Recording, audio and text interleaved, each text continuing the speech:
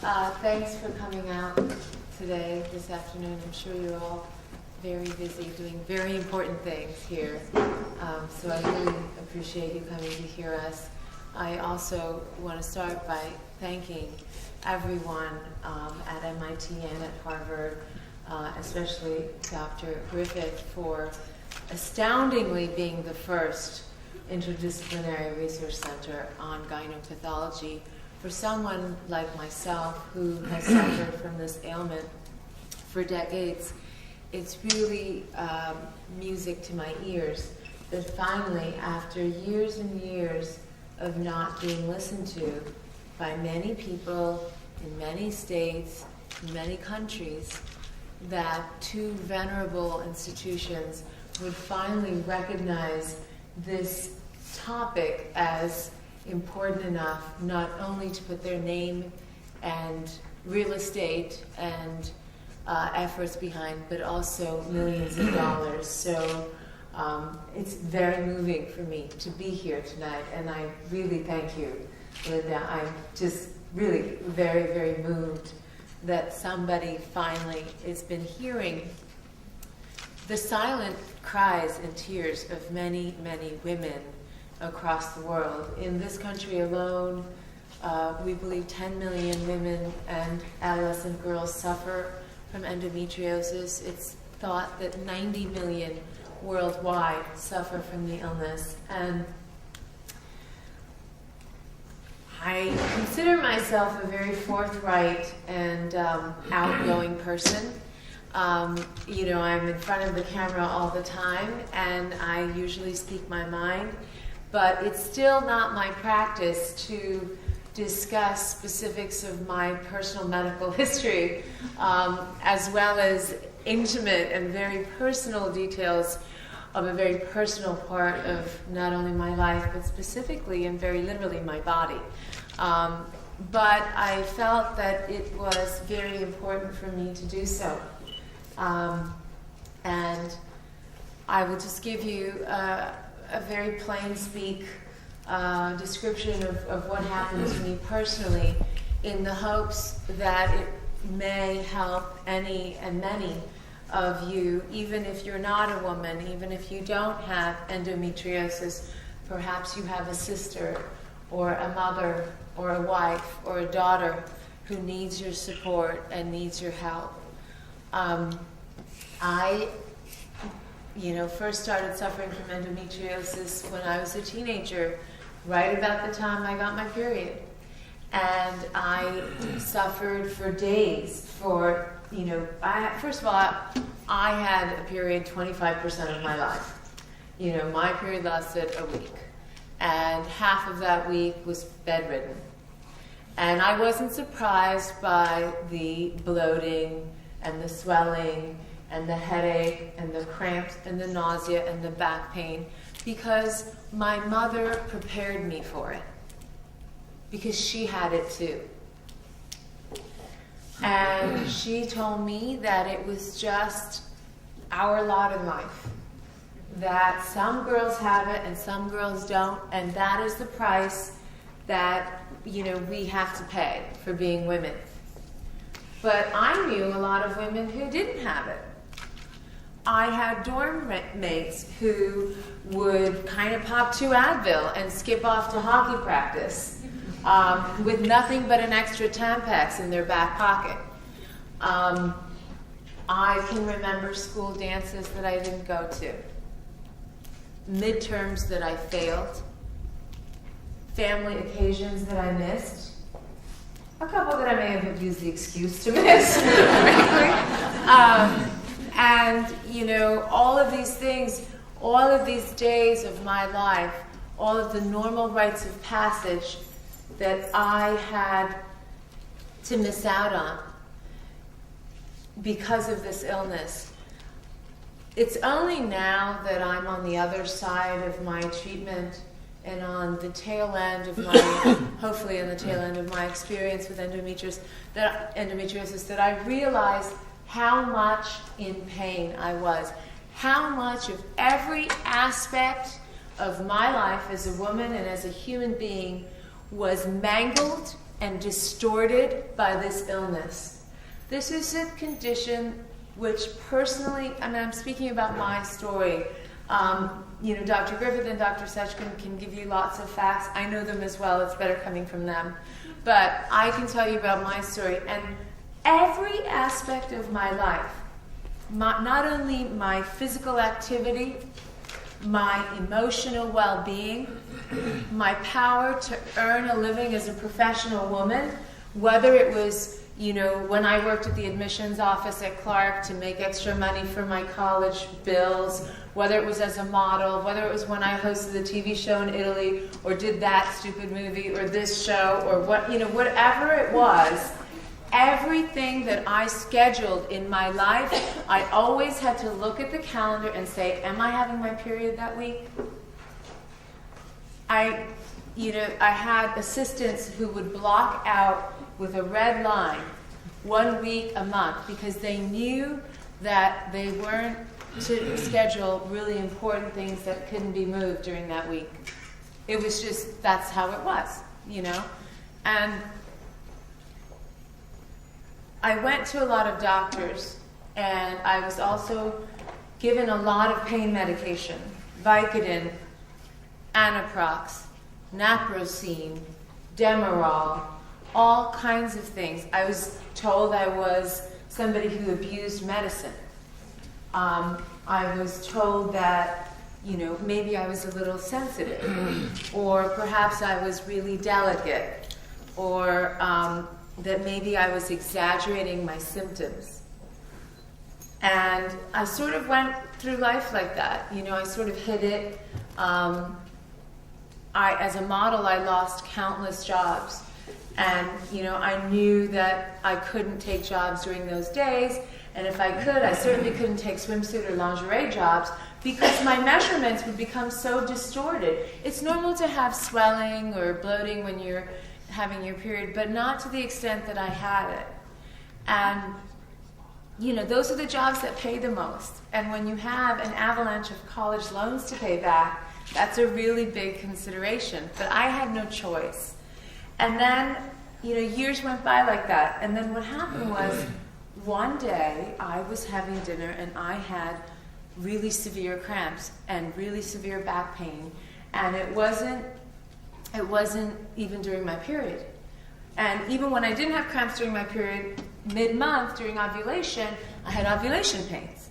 And that pain radiated not only from one side to the other, but it radiated back here to lower back pain. I was told, oh, well, you're very tall, you probably have scoliosis. Okay. And then, maybe all your gastric problems are because you're Indian and you eat really spicy food. All these things that well-meaning people tried to explain away, the real reason away, because they were trying their best. So then what happened is I got these terrible cramps, and I kept saying, something's wrong, something's wrong. Pain is your body's way of telling you something is wrong. And a little bit of pain when growth happens is normal, but I'm here to tell you, especially all the young women in the audience, that you need to listen to your body and you need to take control over the information that your body is giving you, and that you know best about what's happening inside of you. And you need to be proactive about that. And I wound up being rushed to the hospital by ambulance. And I saw a very well-respected, very well-meaning gastrosurgeon in New York who did emergency surgery on me. And when I came out of anesthesia, he said, I see you have a scar on your arm from your car accident. I said, yeah, I do. And he said, have you ever had any other abdominal surgery? And I said, well, yes, a couple of years ago in LA, a gynecologist said I had ovarian cysts, and he removed them, and he said it was pretty routine. And still, by the way, this gynecologist, also well-meaning, also very well-respected, also at a very venerable hospital, never said the words endometriosis to me. He said one of my cysts was endometrial. or what he called blood-filled. But never did I hear the words, you have a condition called endometriosis. This is why you have pain every month. This is why I prescribe you Vicodin every month. And this is something that you need to check. This is something that you need to watch, because this is something that will affect every aspect of your life, including your ability to become a mother. None of that was said to me. Now, do I think that's because his doctor was malevolent? No. He just didn't know any better. Just like I didn't know any better. And so this gastro guy said to me, well, we see from your scar on your arm that you have a tendency to scar, to produce scar tissue. So probably that surgery created some scar tissue which had looped itself around an intestine, and it was tightened around this intestine like a tourniquet, almost like stepping on a garden hose. And that's what was causing the unbelievable excruciating pain. And so I just went in there and I snipped it. And I massaged the intestine back, and I think it's been like that for a while. I thought, yeah, no shit, Sherlock. I've been telling you, and nobody's been listening to me. And congratulations, you should really be fine now. I said, really? He said, yeah. I said, okay, great, I think. And so I went back to my life, knowing that I'm a scarer, that I'm scarred. And then my period came. And then my bra wouldn't fit. And then I was really tearful and irritable. And then my back hurt, and I was back on the heating pad for 3 or 4 days, and I was back to having nausea because of the Vicodin, and on and on and on and on. And any of you, I know there are some people who also suffer from the ailment who recognize all the things that I'm talking about.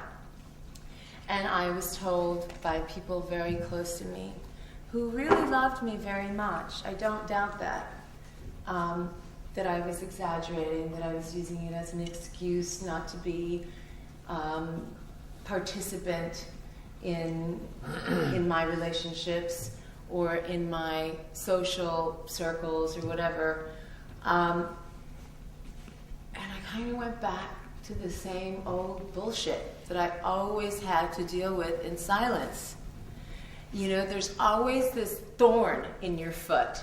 That's the best way I can describe it. There's this thorn in your foot, and then when someone tells you, hey, there's a thorn in your foot, you might want to get that taken out. You're like, oh, what thorn? I'm not really limping. No, I just walk that way. You know, that's where you start to play games with yourself, because you're so used to explaining it to everyone else that you start to need to explain it to yourself. And then what happened? I was at a photo shoot 3 years ago, and something happened. I started bleeding, just randomly started bleeding. And I wasn't going to tell the photographer. I wasn't going to tell the editor. I just sent my assistant to run out to get Tampax. And I didn't need a Tampax. I needed medical attention. And I called my internist, and he said, you know, you're always taking a lot of pain medicine. You're always complaining of cramps. I don't like it. I'm going to send you to a colleague of mine. Go see him. He's very busy. He's very talented. Get in to see him as soon as you can. And I said, okay, well, I'm very busy too. and so I made an appointment with this doctor named Dr. Sechkin. And I remember that day in October. And I remember it really well because it was a long day, and it was the only day that he was out of surgery and I was not in a million things that I had my fingers on. And I had been on the Today Show that morning, and I had all these appointments to do, and the end of the evening was me going to a big fashion dinner.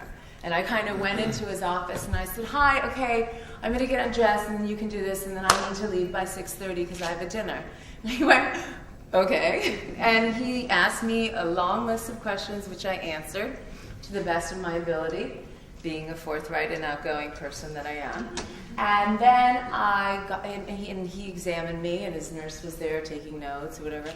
And he said, do I have your permission to do another exam of a more comprehensive kind? And if you'll forgive me, I'll keep that between Dr. Sechkin and I. And I said, sure, of course. Is everything okay? He said, I just want to check, and then we'll speak. And so he did that. And then he said, okay, get dressed and please come to my office. And I, was sort of doing emails or whatever on my BlackBerry. And I said, yes, so, what do I have to do or, what? And he said, Miss Lakshmi, I think you need to turn your BlackBerry off. And I said, well, that can't be good news at all. I turned my BlackBerry off and he said, I said, okay. I said, will this take long? He said, it's going to take long, yeah. And he said, I believe you when you say, he said, do you want to revise any of the answers that you gave me to my questions before I examined you? I said, no, Dr. Sechkin. Can you just tell me what it is, And I was so used to just getting things done and not making a big deal out of everything. And I said, no, what is it? And he said, Miss Lakshmi, I believe you when you think you've told me the truth to all the questions that I've asked you, because you walked into my office today on your own 2 feet. But your anatomy does not match your lifestyle, your behavior, or the answers to these questions, because I don't understand why you're not on that sidewalk outside writhing and screaming in pain. You have a problem, Miss Lakshmi. You have advanced endometriosis, and if we don't take care of it, you will, forgive my presumptuousness, lose the ability to be a mother, which I believe you may want to have. And I don't believe you when you say you have a normal period, while you say it's heavy and you need Vicodin 2 to 3 days. I don't believe you when you say you're a normal woman, because everything that I know about this illness, about which I specialize for the last 2 or 3 decades, I don't want to say how old he is, he gets mad, but indicate to me that you have a severe problem, and you must have an exceptionally high threshold for pain, because I believe that you have sublimated your pain so much that you don't even know you're in pain anymore. And for the first time, somebody saw in a mirror what I was always seeing in a mirror, in secret, in the own privacy of my nightmare. And for the first time, somebody in the medical field, somebody who was close to me, wasn't telling me that I was sensitive, emotional, overdramatic. And for the first time, somebody finally said, no, you have a fucking problem. And it's a big problem. And if you don't do something about it, you will not be well. I don't care what magazine shoot you have or what dinner you have or what your career goals are or anything like that. Miss Lakshmi, you are not well now. And you may go through the routine of your life, camera ready, and smiling like everything is okay. But I know that all those moments, or at least a good portion of those moments where you're standing there smiling silently to the world, that inside you are dying. And he explains it very eloquently. It's like roots in a garden.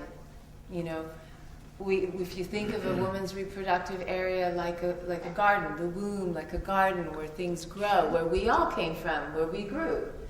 And you think of endometriosis attaching itself to everything like poison, like weeds. You have to go in there and you have to clean it all. And you have to clean under the rocks and behind the fence and through the trees and get every last bit of it out. Because not only will it give you pain here and here, it gives you a lot of pain here and even more pain here. Every relationship that I have had with a man or a woman, professional personal, familial, platonic, or otherwise, has been affected by this disease. And it's only now, after 2 misdiagnosed and superficially symptomatic surgeries and 3 comprehensive surgeries that actually dealt with the problem with Dr. Seshkin, that I now live by being one of those girls who pops 2 Advil and skips off to the gym. It's unbelievable. Do you know how much more productive I am? Honestly, like I would have never been able to get all the work done in the last year that I got done if it wasn't for meeting Dr. Seshkin. That's a real monetary benefit. Never mind that I'm in a better mood, that I treat my employees better, that I'm nicer to my mom, that I'm not so up and down, that I don't wear 2 different sizes of bras. Well, now I wear 3 because I'm pregnant, but that's a different story. That's a good reason to wear different size bras. And, the whole, everything is different. Everything is different. It's like somebody, took that thorn out of my foot. And sometimes when you take that thorn out of your foot, it hurts more to take it out than to limp along life with it. And it's only after that sore heals that you think, God, I was limping with that thorn all these years in my foot. This is what life is supposed to be like. Life is not supposed to be filled with pain just because you're a woman. And I don't think that anybody should be forced to live with an illness that they can't talk about, that they can't alleviate themselves from the yokes of, especially because it's treatable. Endometriosis isn't curable, but it's certainly treatable. I'm here to show you my big fat belly and say it is. I'm looking at my 40th birthday, and I feel better than ever. I just turned 39. I didn't know if I could get pregnant. I'm very lucky that I did. But more importantly, I am not bedridden. I'm still cranky. And now I don't have to deal with that at all temporarily. But it's not like you're completely pain-free, or that you don't bloat, or that you don't get a headache. But it is like night and day.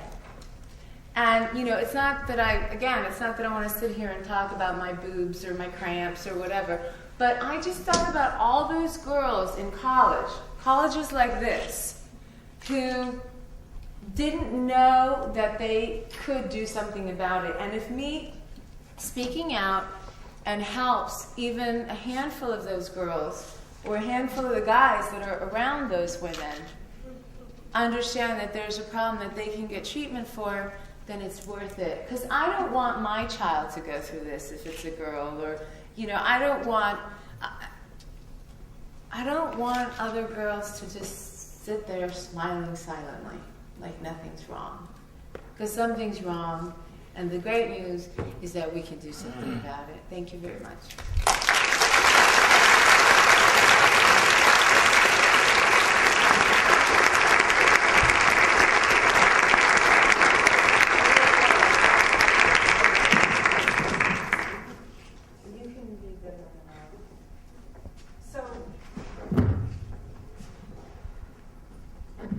Sharing that fantastic story in such an eloquent way. We've had today a place where you can write in questions, and we've had a number of very excellent questions.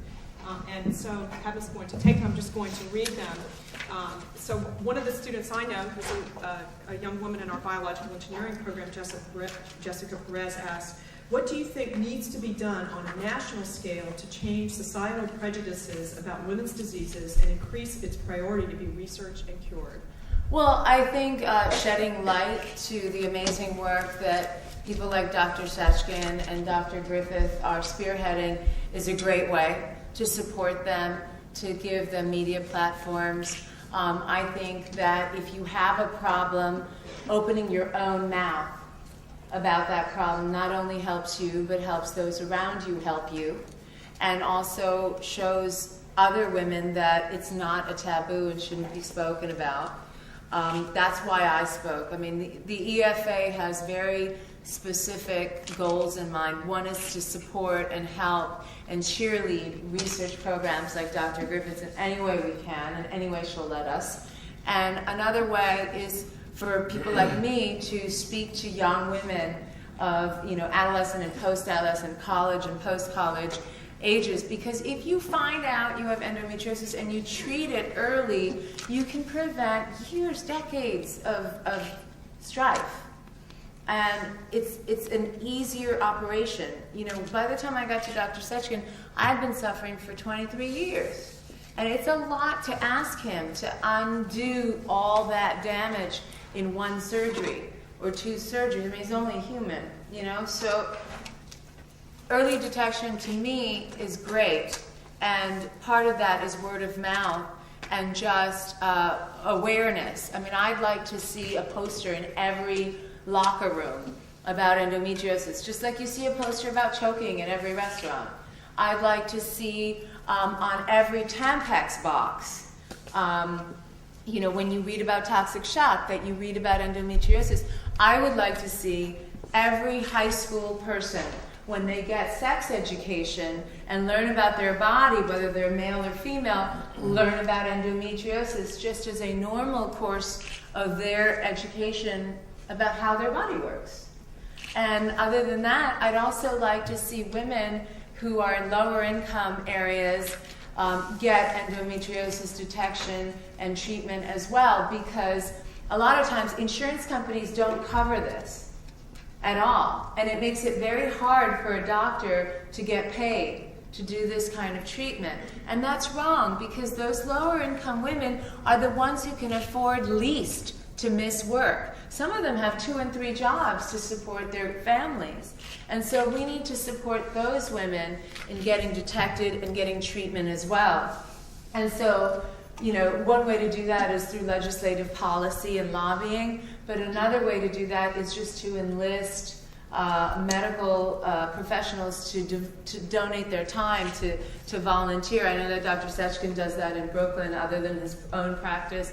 And also to get medical schools. One of my big things, which Dr. Sechkin and Linda Griffith can also help much more than I can, is to go to those medical schools and not only make sure that all gynecology programs have comprehensive endometriosis study and education, but any doctor in the body cavity.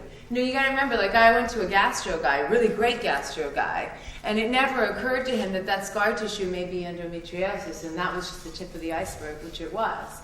Or somebody who's, you know, dealing with kidney or gallstones, or anything in the body cavity or pelvic region. All of those doctors should be aware of endometriosis, how to detect it, how to treat it, who to refer it to, because that is affecting their area of specialty. So, you know, the more integrative medicine can be, the better human health will be in general. So from Luke Hutchinson, what is the best way for friends and family to support women with endometriosis? That's a great question. Thank you.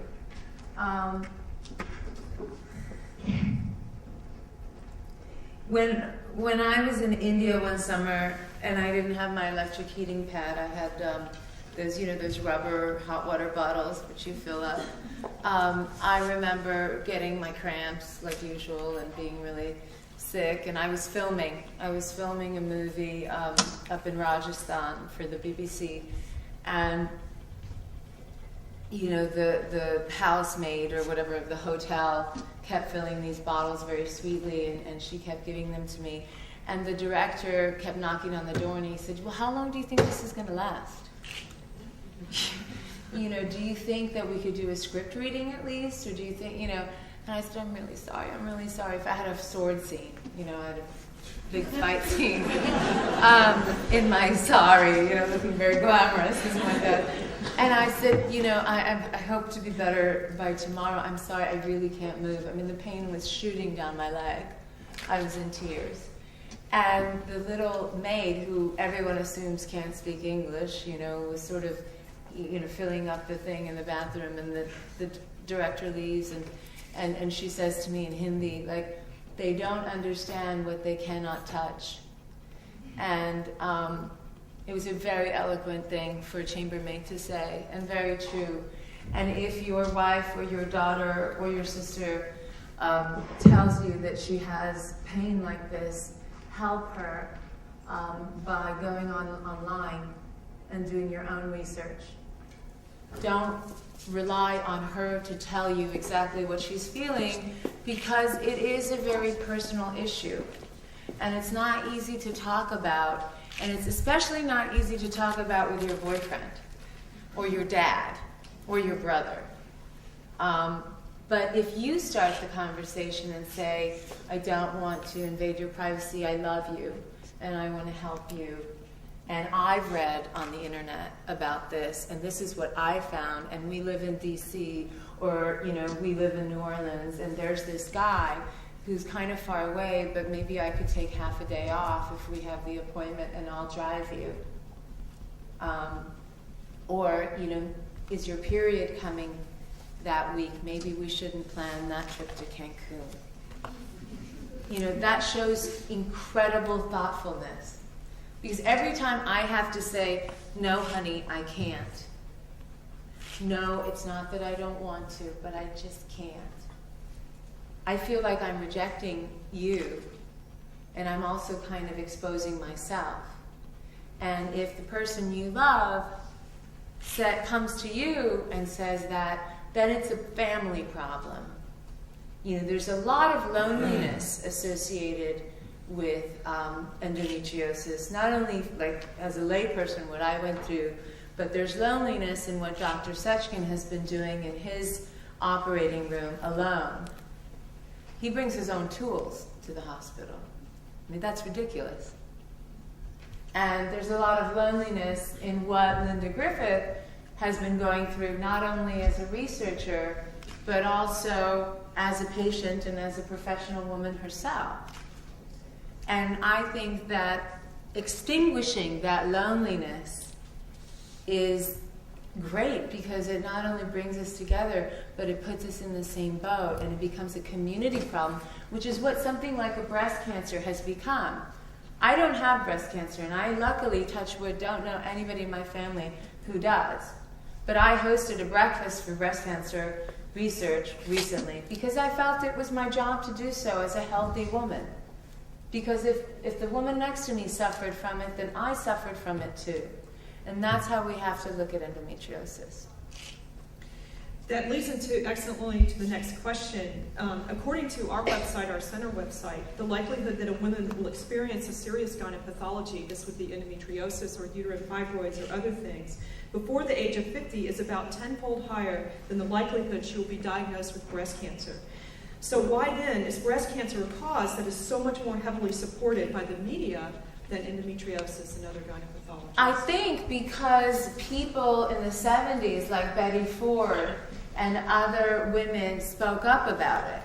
I think because we've had 30 years, and also breast cancer awareness happened at the same time our mothers were thumping their chests about equality and all these other feminist rights that we needed to have. We need to have a post-feminist movement that includes health and includes men, I believe. That includes men and doesn't ostracize them as saying, you don't understand. Because guess what? I didn't understand, and I had it. So I think that what endometriosis is in its infancy as far as evolution, it's media evolution. And we are where breast cancer was in the 70s, and I think with people who are, not everybody's saying, oh, it's not a problem, it's not a problem. A lot of people are saying it is a problem. People like Linda Griffith, all the people who have donated money, all the researchers. I went into the lab today, it was really cool, and saw all these cells, and Dr. Sechkin, a lot of his colleagues, a lot of his nurses, a lot of these wonderful people, the same doctor who originally operated on me said, I am so sorry. I am so sorry. I just didn't know. I said, I know you didn't know. I'm sorry too. I said, I don't for a minute think that this was any malpractice or any ill will or any even recklessness or carelessness. You just didn't know. So we need to know. We need to share our information as well. So is there anything that you would have done differently with your hindsight that you have now? This is from Rafiq Reichman, who's one of my co-Radcliffe Fellows this year. I think what I would have done, yes, I kind of was a little guided also because my mother wanted to prepare me so much, and she kind of, in a way, explained away the abnormality by saying she had it. And I wish I had said, there must be something wrong, not when I had cramps, but just in general. I hate going to the gynecologist. I mean, it's not much better even when it's him, it's not a great, the dentist and the gynecologist, both things you have to really open up, and it's not fun.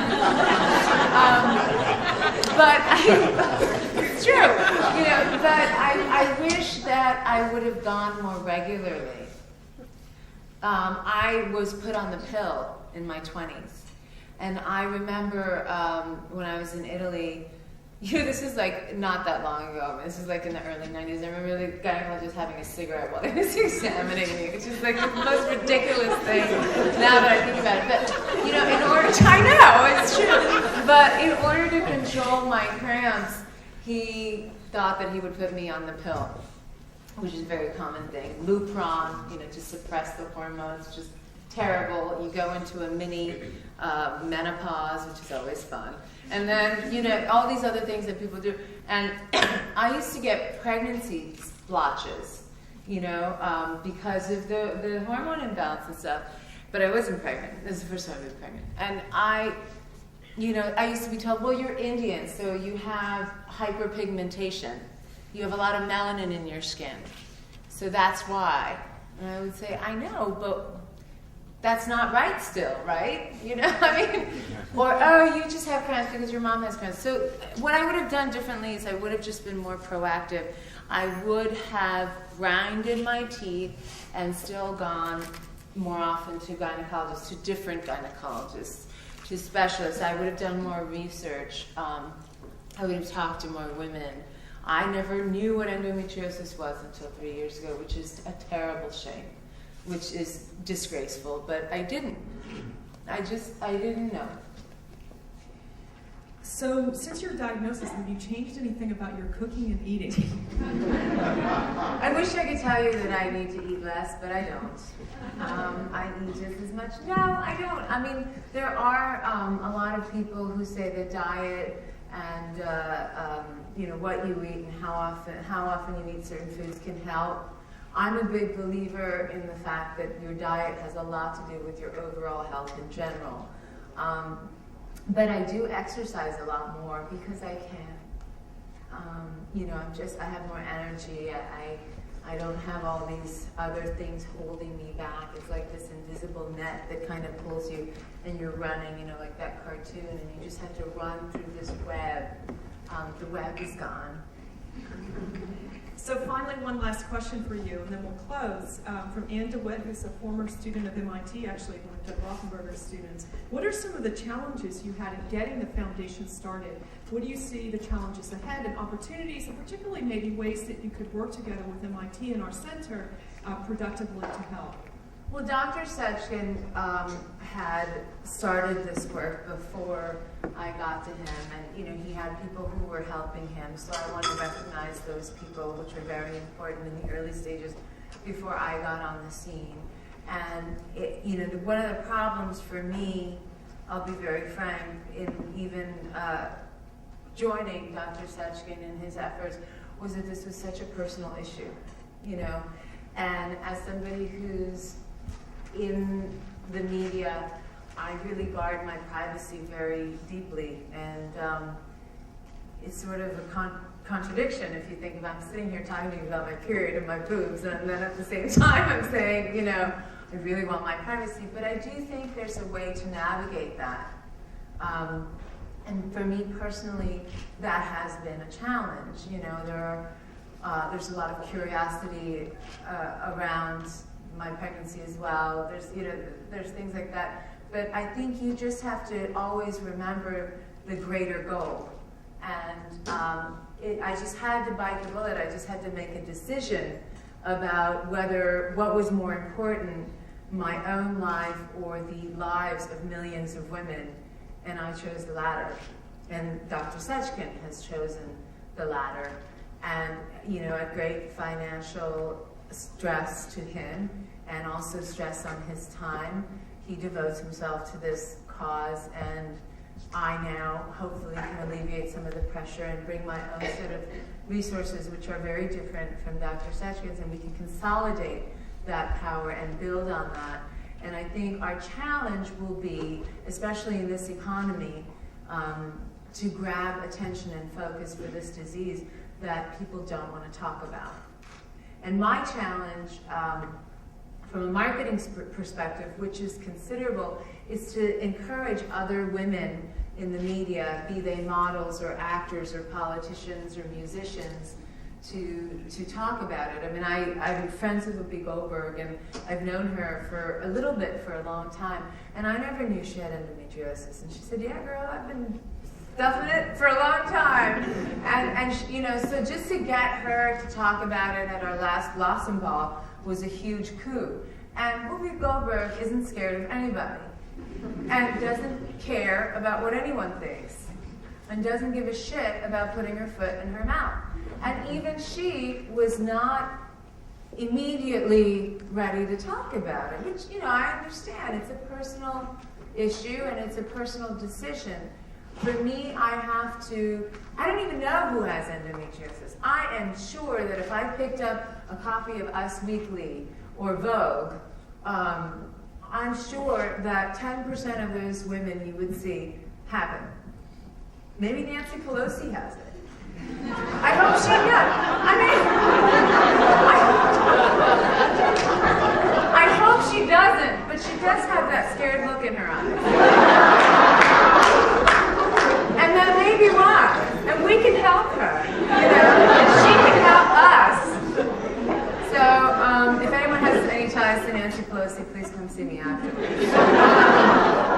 But I think that is a challenge. I think it's also, affecting the curriculum of medical schools. I think it's affecting how doctors do business.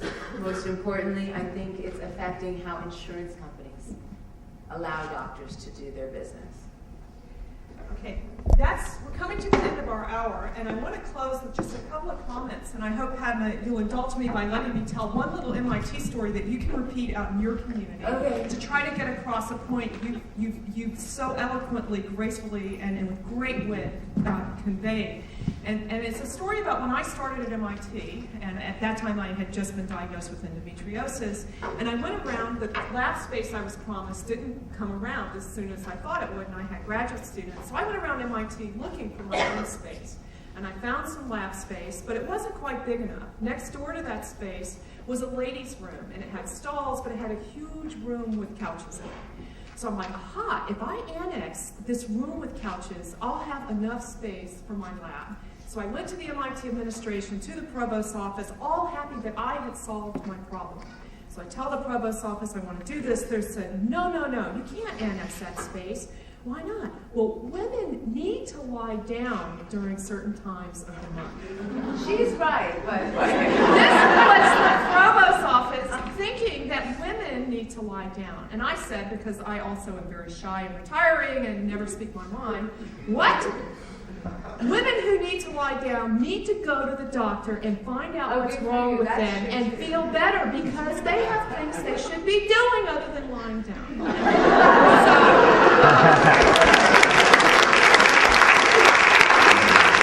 It still didn't give me the space, but here we are, almost 20 years later, and we have this tremendous opportunity to have impact at MIT.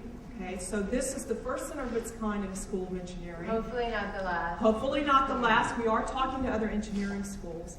We are very grateful to those of you women who shared your stories with us online. I read some of the essays, by the way. They're very moving.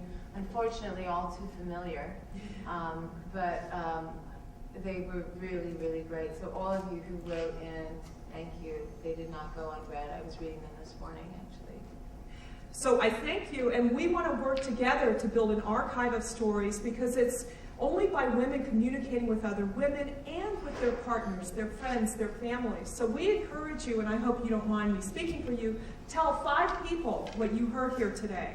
Send them to our website, send them to the Endometriosis Foundation of America website, and spread the word that it's okay for men to talk about this. So how can I, in the context of MIT, make it help this cause? Well, we created essentially a new word, gynepathology. When we thought about this center, we looked up gynepathology. There was only like 2 things that came up on Google, but it's exactly what we're doing. We're not studying gynecology, which is all of it. We're studying the things that go wrong. First endometriosis, later other things. And so we want to create visibility and a word that my dean can say in public with a straight face, that Alex Slocum, who's got a project on endometriosis this term at 275 Precision Machining, can say, if we can get men to connect on a scientific basis, it makes it easier for everyone. So we hope that you, as the students here who are the leading students in engineering in America, will help us spread the word. This is a science problem. It's a really cool science problem. Europe's available to work on this. Taking new graduate students on this project. We've just hired a bunch of students because we got new funding.